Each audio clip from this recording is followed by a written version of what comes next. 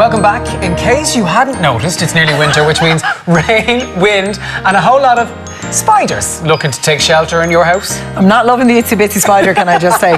Fear not, though, because swinging into the rescue is research associate in zoology at Trinity College and real-life Spider-Man, Collie Ennis, with some tips to keep the spiders out. But you kindly brought them in for us, didn't you? I did. I brought in Pretty good of you. a selection of what you'd commonly find around your house, the most common spiders that people will see. Why are we seeing so many of them at the moment? I know it's a silly question because of the weather, but what is there a reason behind it? In many ways, they're very like us. They like comfort. So our houses are very warm and comfortable at this time of year.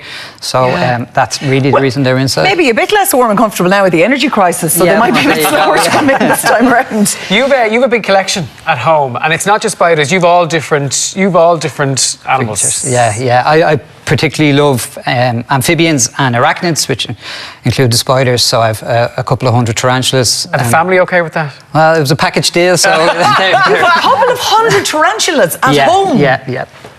This is like the stuff of nightmares. In a specific room, they're not like wandering around in front of the television or anything. So I'm not going to be sleeping tonight dreaming about these. Now, we're going to start with, is it the daddy long legs?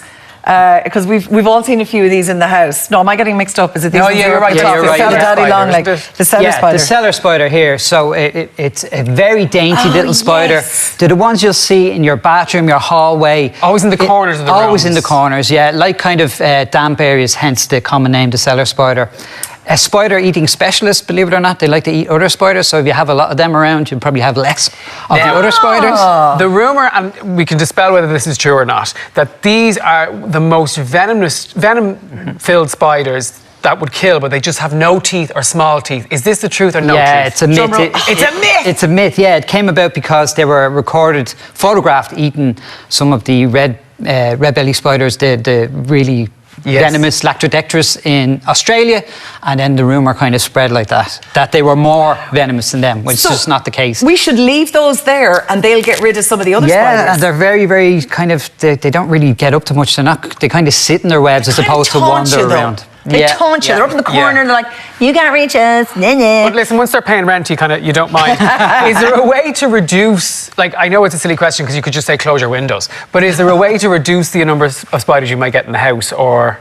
Yeah, well, you never get rid of them. You have to get rid of the idea of getting rid of spiders because they're just everywhere, very valuable part of our food chain. So they are going to be around everywhere. Keeping a clean house, removing cobwebs, all that kind of stuff, less clutter, that gives them less spaces to hang around. That will reduce your numbers. But getting rid of them completely, it's never going to happen. Now, this is the stuff of nightmares, the next one. The giant European house spider. Yes. And these actually have a Guinness World Record, which I think I'm horrified. Look at that. Look at this size. He's literally posing for the camera, everybody. Yeah, so these guys are the ones you find in your bathtub all the time because the males at this time of year are wandering around and they slip into the bath. Believe it or not, for spiders, they're very poor climbers. Really? So they kind of end up just getting stuck there. So if you don't want to find one of them in your bath, a great tip is just to leave a towel draped into the bath so they'll be able to wander back out.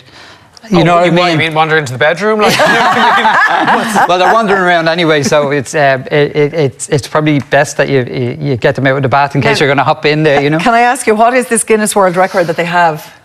Allegedly, in the Guinness Book of Records, they're supposed to be the fastest species of spider in the world. No. I beg to differ with some of the species I've seen around the world. Some of the huntsmen in Australia, I call them teleporters because they just seem to be there 1 minute and across the room the next. Yeah, so I think it's probably one of the older recordings and maybe needs to be looked into. But they are officially... What kind of speed are we talking now? Well, very fast. So how fast do we have to run to get away from them? They'll be to the end of this table in a couple of seconds. Really fast. Now, moving on to the false widow, because these popped up a couple of years back and they were all over the news, they were all over everywhere that, you know, we didn't know whether they were dangerous or not dangerous or whatever. Talk us through the false widows, because you've got a male and a female here, haven't you? Yeah, so that's the male there and the female is actually sitting on an egg sac there. Another way of keeping spiders' numbers low in your house, if you do see an egg sac around, is to remove it. So I don't know if you can see. We might get an image of it, but the female is actually sitting on an egg sac with a load ready to go. Stop! And when that hatches out, hundreds of baby spiders would start to disperse and wander off. And tell me, can I be excused? they first turned up in Bray. Yes, so Like- 20 years in the country, officially recorded 20 years ago, and have been really spreading quite successfully around the place. Does it buy, what, a one-way ticket to get to Bray, or is it just hopping on bananas It from... could be multiple introductions through freight. It could have arrived in luggage. It's very hard to tell how they arrive, but they are here and they're doing very well. Do we need to be scared of these ones? They can give you a nip, and Right. they are officially a medically significant spider. Doesn't mean that they're out to attack you. They're not Okay. aggressive. If you were to get bitten by them, you will experience pain, somewhat similar to a bee or wasp sting. It's not the same thing, really? but it is a So similar. you will sensation. experience some, Yeah. some sort of pain if you do. And people can often get them confused between the false widow and the lace web spider. Yeah, we have the lace web spider at the very end here. A common, there's two species of lace web spider common around our windowsills in our house, and people tend to panic because they see them. They think they're false widows because they look very similar, a different life cycle, and one of our native species, and actually quite useful to have around the house because those lace webs that they build, they actually look like doilies around your Yeah. windowsill.